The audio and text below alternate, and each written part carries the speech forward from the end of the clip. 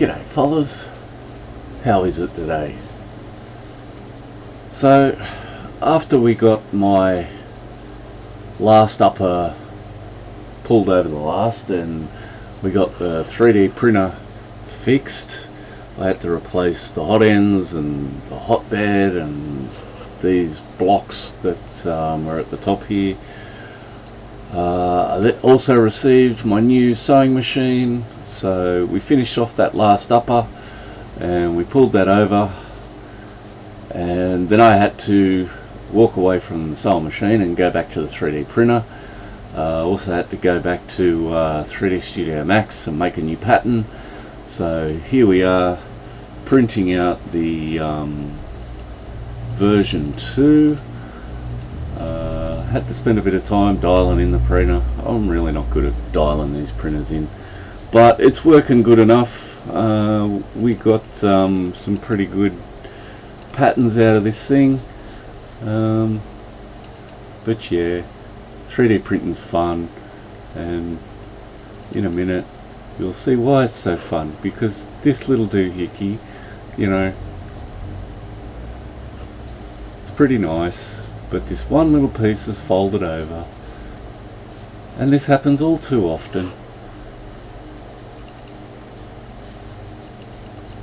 and it'll just pick up. Gee, this takes a lot longer than I thought it did. This was really interesting when I watched it. So zip, zip, zip, zip, zip, zip,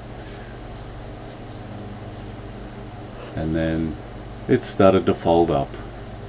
What a joy. 3D printing is such wonderful, rapid prototyping.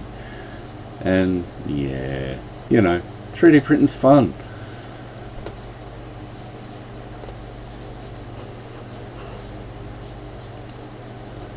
And so, yeah, I did a little bit of this. We just redo stuff. But how much more of this is there? Yeah, you guys aren't going to sit around for this. So we printed out our new pattern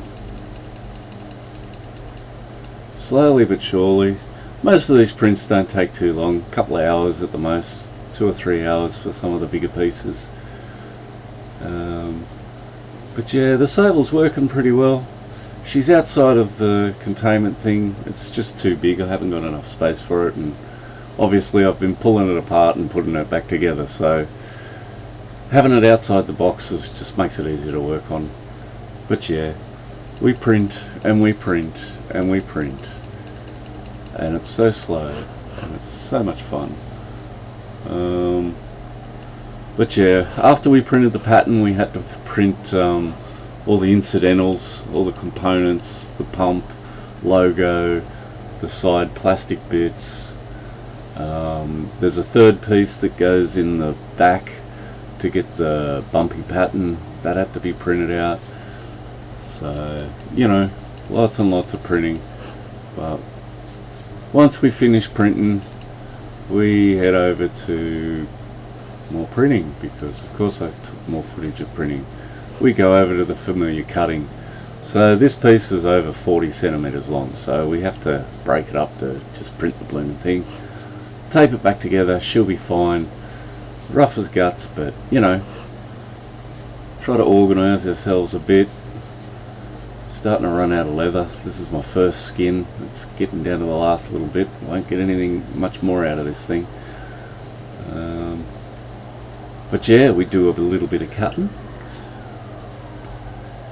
and you know, there's yeah, who wants to actually watch me cut in real time? Nobody. So you know, we cut and we cut and we cut and we cut, and you know, we cut a lot of stuff. Zoom, zoom, zoom, and zoom, zoom, zoom.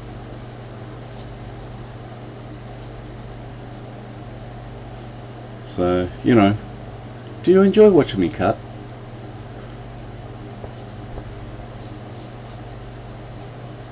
Yeah, we cut and we cut. We cut all our little bits. We trim up our patterns. This one really didn't like. I'm pretty sure what's happening here is the filament's just getting like wet as it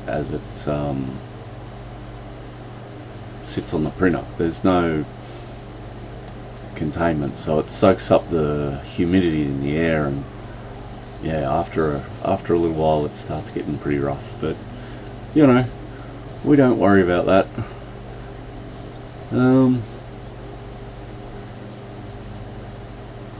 Yeah, so we cut and we cut. What do you want me to say? We cut a lot of stuff, guys.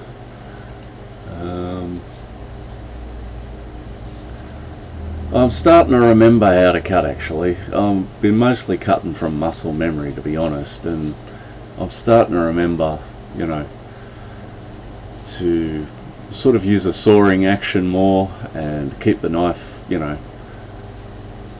at right angles to the cutting board more. And like for tight corners, you really want to sort of hold your knife with as little angle to the board as possible, have it at a perfect sort of right angle, and sort of jiggle into the corners, because let's face it, some of the corners that I've tried to cut here are just too small for this knife, but we have to use it anyway. So yeah, having a sharp knife helps a lot, helps a hell of a lot. So yeah, this is the top thing. This piece I decided I didn't like. I've originally created it with all this extra material. Basically I was thinking that I'd use, like, I'm doubling this pattern up sort of for the bag lining that goes, the piping that goes across here. But yeah, when it actually come to cut it out, I decided this extra bit was just a waste of material.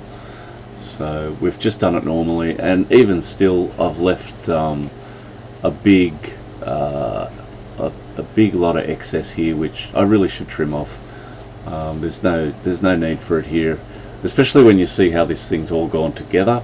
It's added a hell of a lot of bulk in that area that I just don't want. Yeah, it's just not good. We're a lot closer, we've got the actual pipeline a bit better, but yeah, again, we're running out of material. This skin's almost finished, and this is probably one of the nicest skins I've got, unfortunately.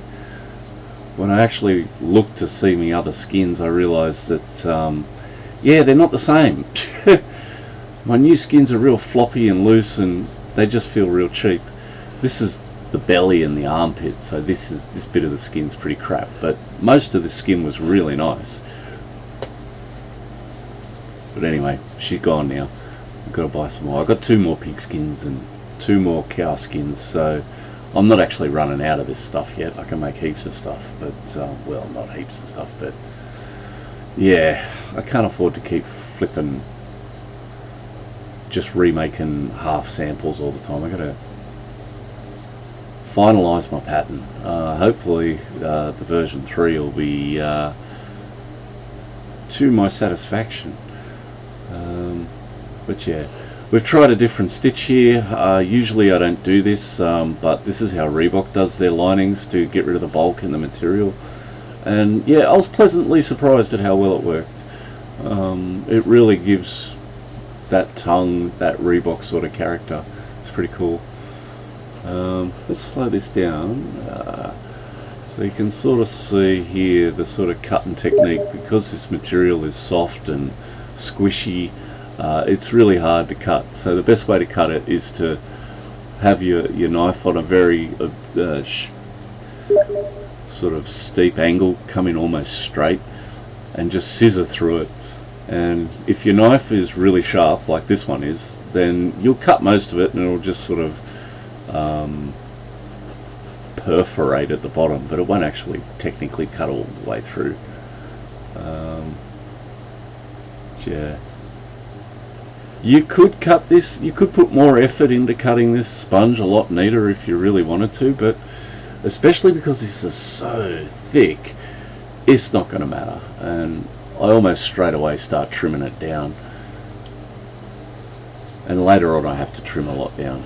So yeah, that's it. For now, stay tuned and we'll stitch this thing together on the machine, This will be the first full serious upper on the new machine, so I'm really hoping that this machine will do a good job, a really good job. Anyway, fellas, like, subscribe, leave a comment, buy us a coffee. Have a good one. Catch us later.